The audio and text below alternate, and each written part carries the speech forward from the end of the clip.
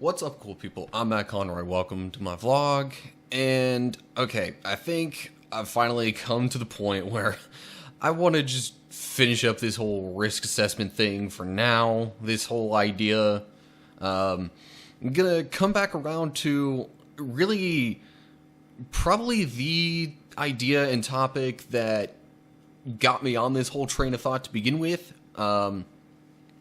And it somewhat stems off of the whole net neutrality idea. I just saw a thing online that basically said net neutrality is one step closer to being repealed. And I figured I would kind of tail this off of that, more specifically talk about a conversation through Facebook, honestly, but still, conversation that got started while discussing the whole net neutrality idea.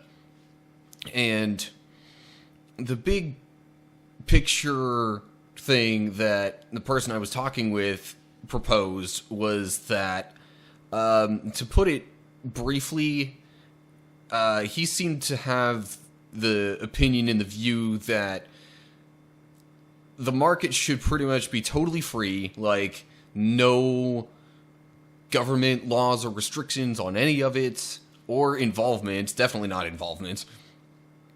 And essentially that everything, like even practically the government itself, should be privatized, or that it could be privatized as an option for a freer market. He gave me a link to this one article or something that talked about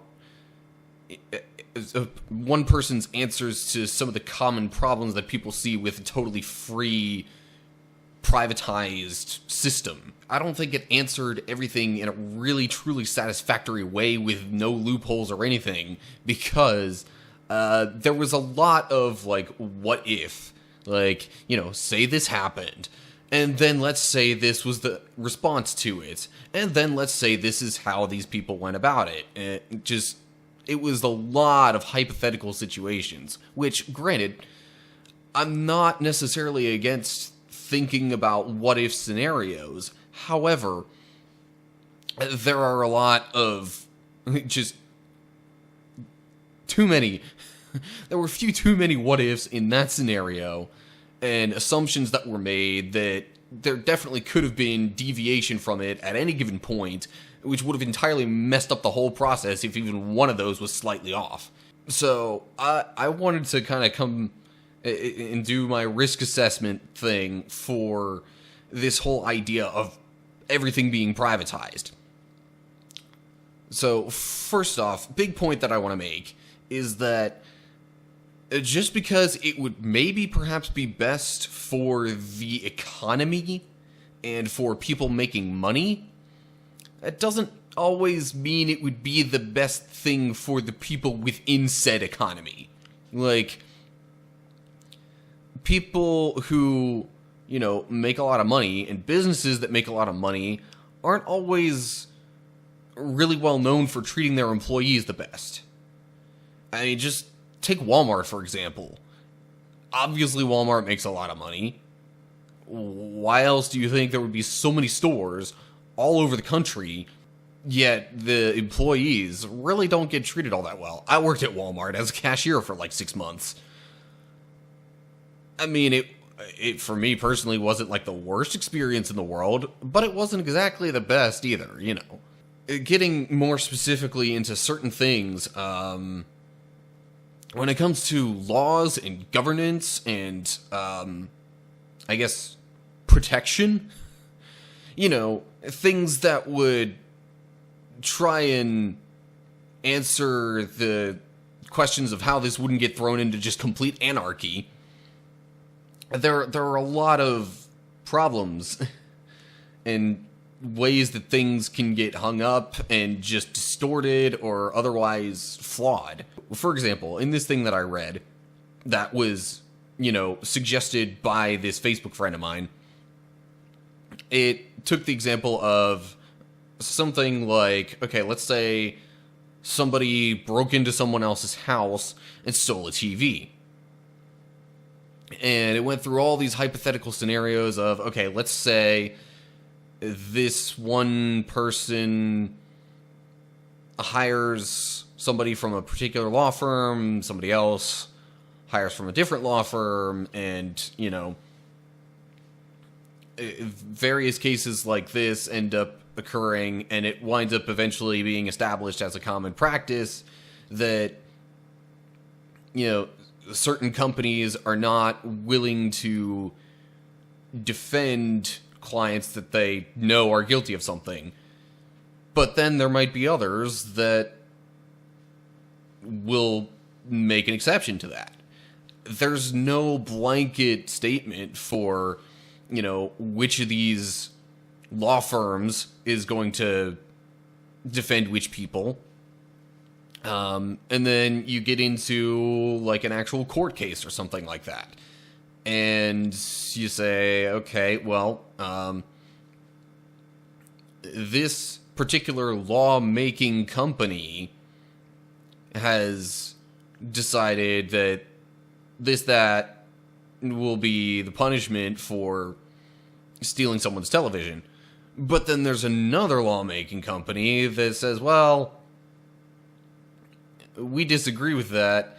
If you're willing to work with us, we'll try and make an established rule that does something else. And it's like, it's this really complicated, complex system that, first of all, would take a really long time to get real, true standards established. Like it took the internet a couple of decades before anybody decided, hey, this net neutrality thing might be a good idea. It just leaves so many possible loopholes and problems, because ultimately, in a system where money becomes everything, which it very clearly would if we privatized everything, because it's all about trying to make more money. It's all about trying to find the most cost-efficient means of producing goods or services or something like that. So, let's take a court case, for example. Even now, a lot of times, true justice winds up getting averted, so to speak. People dodge around the actual truth and justice and what's right in the matter just because of money and how much court fees would cost. It's like, okay, somebody stole my $200 TV. Well, it's not worth it then if I pay $1,000 in lawyer's fees. So I'm just gonna forget all that and just buy another $200 TV. But then that keeps happening over and over again. People keep realizing, hey, you know what? I'm not going to get punished for stealing a $200 TV because people aren't going to want to go to court for this. So when you make everything about cost efficiency, it's not always going to end up with the most, you know, moral situations. And that's just speaking from a practicality standpoint. And so when it comes to like then governance and, you know, law enforcement and different things like that, there's all sorts of other hang-ups that can happen because essentially everything gets driven by money. The only thing that money says to do is, okay, let's cut corners. Let's, you know, make the process as cheap as possible. Let's make, you know, as efficient use as possible. Okay, take another example. I saw somebody else in a related but not the same thread kind of discussion post an example of this one particular company that had to establish on its own that, hey, it's a bad idea to transport hazardous waste in the same truck that we're going to transport people. Like, that had to be established by the company itself as a bad practice. You take examples like that, you go all the way back to the early Industrial Revolution when the government hadn't figured out yet what was, you know, what should be legal business practice and what shouldn't be, you had things like child labor, which, I mean, I'm not going to say it's outright immoral to have child labor, but at the same time, you want them to be focused on, learning, education, and just growing up. Sure, a job can teach them the value of money and things like that, but in those days, it actually was so much of a problem. Child labor actually hindered their education oftentimes. And then there were things like, oh, hey, we aren't going to do anything for these coal miners that are in very dangerous situations constantly. There were a lot of work-related deaths back in those days until, laws came around and established, okay, here's what you can legally do. Those weren't just the businesses themselves establishing these general practices most of the time. I mean, some businesses may have caught on and said, hey, you know what? We're losing people. This is not good. We should change how we do things.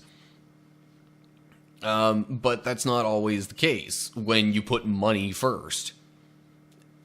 I mean, look, odds are, there would be some good people that would do good things, and, the problem, though, is that there are so many bad people that a lot of bad things would probably happen, too. An economic system is not inherently moral one way or another. And this is when, a lot of people would be like, oh, socialism, communism, that stuff never works. It always leads to corruption.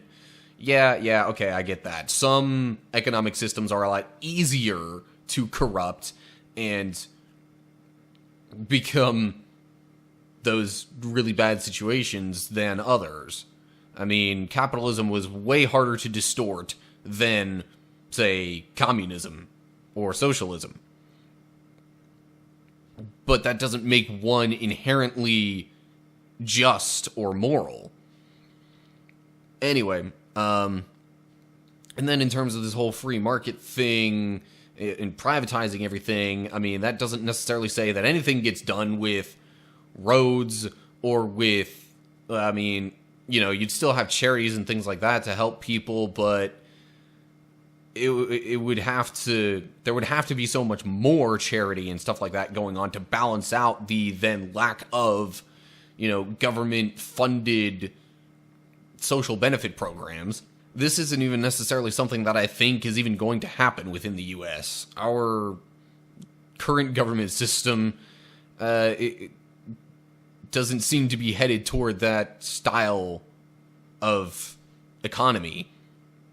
It doesn't seem like it's going to allow that sort of thing. Although, maybe slowly it could. When you have things like net neutrality getting repealed. I'm also briefly going to get into the religious aspect of things a little bit, because I feel it is also relevant. If you're expecting people to just automatically do things that are beneficial in a very flawed, fallen world full of sinful people, you're nuts for thinking people are just going to do that on their own. Some people maybe will. But if you hold to the idea that people are sinful and flawed and they're going to do bad things, they're greedy, they'll want to get ahead through whatever means possible, and yet you want to just hold the individual people responsible for, holding up the economy, maintaining law and order, all that kind of stuff, it's super duper unlikely that that's going to happen. In fact, I would probably wager that eventually, at some point, it would just get completely thrown out the window, because somebody would wind up having enough money to just skirt the entire system and be able to rule everything. It would essentially be like, some sort of mafia kingpin, but over the entire country. I'm not saying that the government should have complete and total control over the economy. No, that's like communism pretty much because it's controlling the means of production.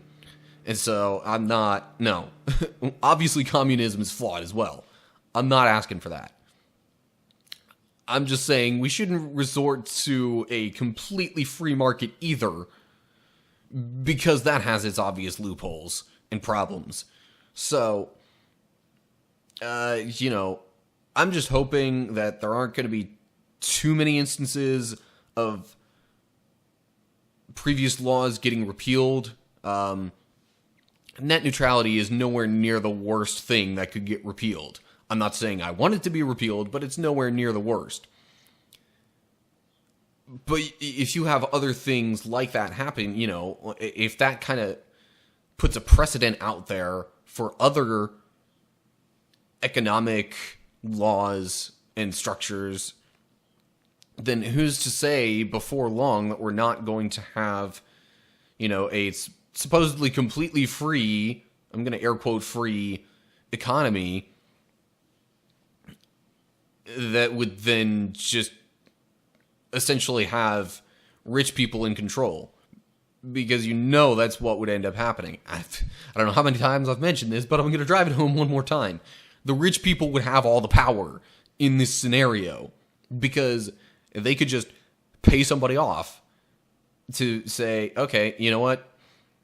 I know you're concerned about trying to make money through this thing that you're doing, but let me just give you a whole bunch of money that'll compensate, at least temporarily, for your lack of doing this, so I can do this other thing. As I said, worst case scenario for this is that we essentially end up, like I said, with the whole one really rich person just using their money to skirt around the entire legal process and everything else, and essentially be like, mafia kingpin ruling the entire country, which at that point, in order to sustain that type of rule, there would have to be some sort of probably like a military, martial law sort of situation. And yeah, I've realized a lot of these have come back to, guess what? Our country as we know it would cease to exist. It would be a totally different governmental structure, and just so many things would change. For now, that's it. So, as always, like and share if you enjoyed the video. Subscribe to my channel, click the bell, check the notification box. That'll get you updates on my YouTube activity. You can follow me Facebook, Twitter, Instagram. All that information is going to be down in the description. Leave some comments below with your thoughts on this video. If you want me to do more in this style, if you have other ideas for me to talk about, or even just a totally different new style and format of video that you would like me to do, let me know. That's going to do it for me in different ways to keep up and interact. So I hope you're all doing well, and hopefully I will see you in the next video. Stay cool, people.